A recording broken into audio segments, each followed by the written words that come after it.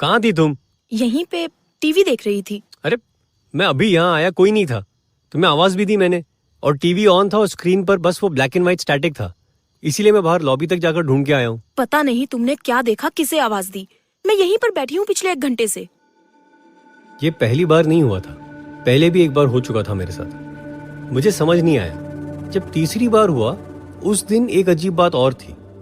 मैं main room की balcony में खड़ा फोन पे किसी से बात कर रहा था, जब अचानक ओह नो यार रीना, मैं तुम्हें बाद में कॉल करता हूँ। यहाँ लाइट चली गई है। आई थिंक पूरे इलाके की गई है, अंधेरा छा गया चारों तरफ।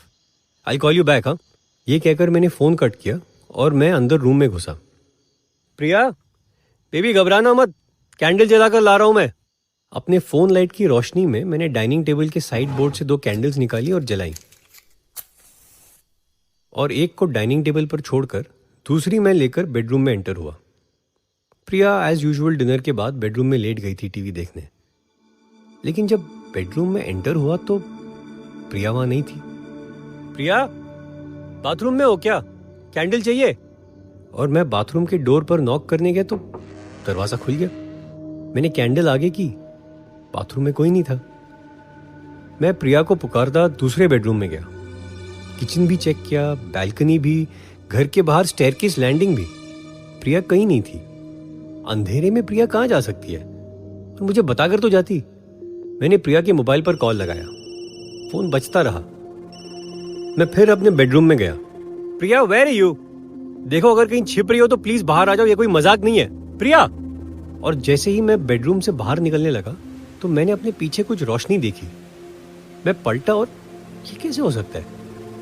बेडरूम का टीवी सेट ऑन था और स्क्रीन पर static, nice and bright, room को अपनी ब्राइट लाइट से रोशन करता हुआ। लेकिन अगर बिजली नहीं थी घर में तो ये टीवी ऑन कैसे है? मैं शॉक टीवी के स्क्रीन को घूर रहा था जब पीछे से प्रिया की आवाज आई। टीवी ऑफ कर दो। और करण, मुझे कैंडल नहीं चाहिए। मैं आंख बंद करके लेटी हूँ। बिजली आएगी तो बस आकर चेक कर लेना। अगर मैं सो गई तो मुझे ब्लैंकेट उड़ा देना।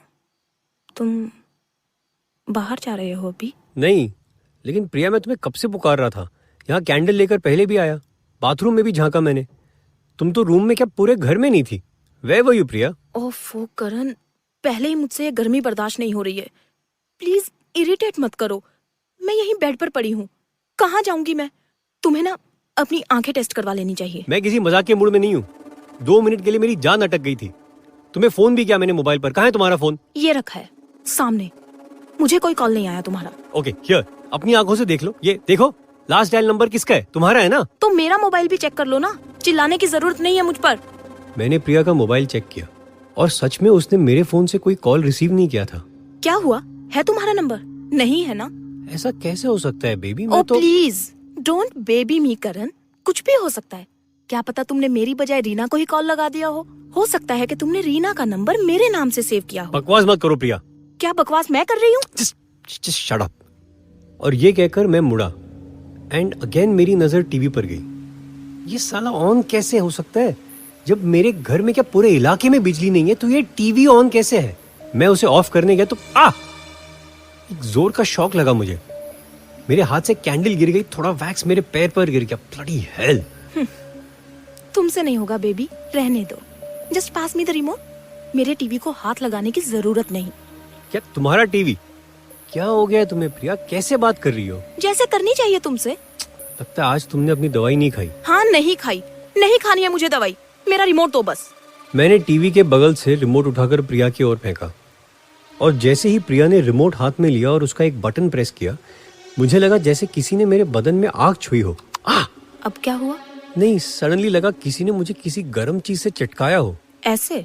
क्या कर रही हो प्रिया? प्रिया रिमोट का बटन दबा रही थी और मुझे जलते लोहे के चटके लग रहे थे बदन में। कुछ समझ नहीं आ रहा था। मैं चीखने लगा, प्रिया प्रिया क्या कर रही हो यार? क्या कर रही हो प्रिया? Stop it. और प्रिया हंसने लगी, लेकिन उसके साथ साथ एक और आवाज सुनाई दी हंसी की। मैं पलटा और टीवी स्क्रीन पर उस static black and white dots में एक चेहरा, किसी की फेस सी उभरती नजर आने लगी, और वो जो भी था वो हंस रहा था।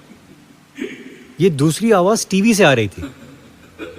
मैं चकराया हुआ बस घूर रहा था जब अचानक एक हाथ सा नजर आया टीवी स्क्रीन पर, और जैसे टीवी के अंदर से किसी ने हथेली स्क्रीन पर लगा दी हो, ऐसा दिखा। कौन है? कौन है टीवी में? प्रिया।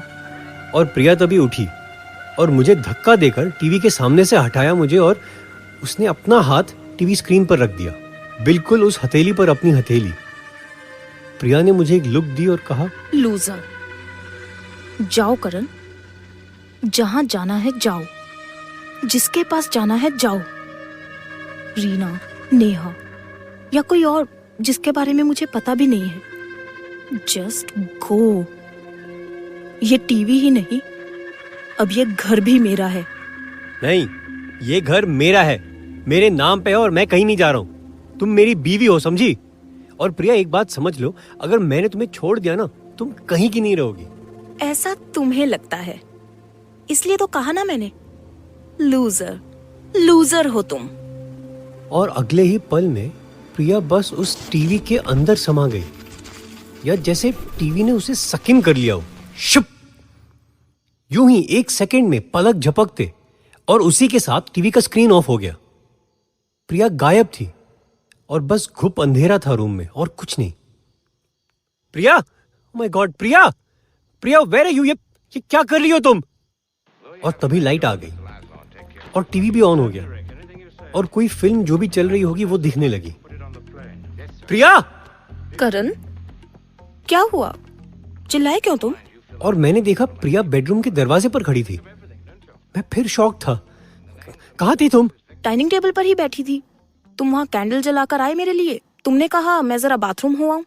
क्या हुआ? हाँ, हाय, आई डोंट नो, मुझे कुछ समझ नहीं आ रहा है यार। आई एम सॉरी प्रिया, मुझे माफ कर दो प्लीज। किस लिए? क्या कह रहे हो तुम करण?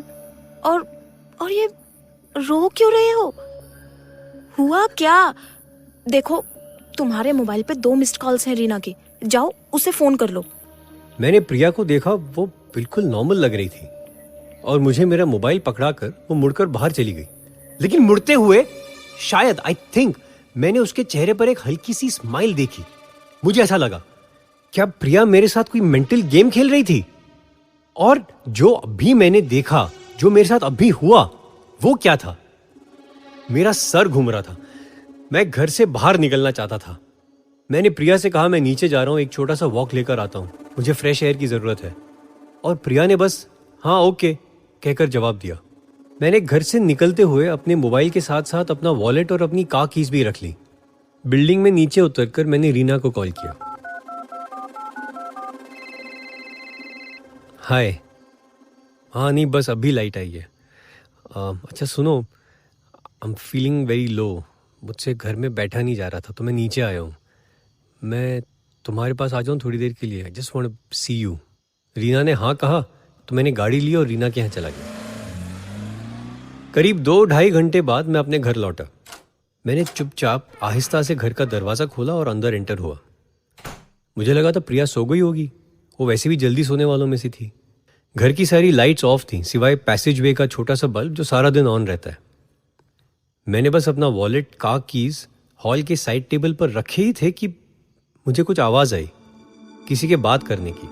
मेरी नज़र बेडरूम की तरफ गई। बेडरूम का दरवाज़ा आधा बंद था और रूम के अंदर से एक ब्राइट लाइट बाहर को गिर रही थी, बिल्कुल वैसी ही जैसे टीवी के स्टैटिक की थी। मैं बिना आवाज किए धीमे कदमों से बेडरूम के पास पहुंचा और बस दरवाजे के बाहर रुक गया। अंदर प्रिया किसी से बात कर रही थी। नहीं, मैं तुम्हारी हूं, सिर्फ तुम्हारी। हमेशा हमेशा के लिए तुम्हारी बनकर जीने को तैयार हूं मैं।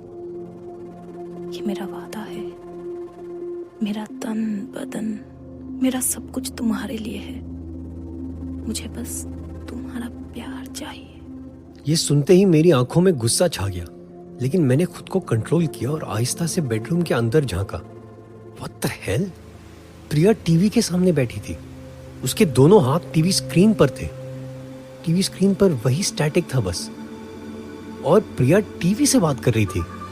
जब से तुमने मुझे छुआ है, तुम्हारे प्यार का सहारा ही मुझे जिंदा रखे हुए है। मुझे और बर्दाश्त नहीं हो रहा था। मैंने दरवाजे को पूरा खोला और अंदर घुसा। प्रिया, ये क्या हो रहा है? क्या है ये? और जब प्रिया ने मेरी ओर देखा तो उसकी आंखों में नफरत, गुस्सा, घृणा चमक रहे थे। टीवी की वाइट लाइट में उसकी आंखें डरावनी दिख रही थी। मैं और आगे बढ़ा तो मुझे टीवी स्क्रीन पर फिर से वही हाथ नजर आया। कौन है? किससे बात कर रही थी तुम प्रिया? जवाब दो, टेल मी, ये क्या चल रहा है? और तभी टीवी ऑफ हो गया और अंधेरा छा गया।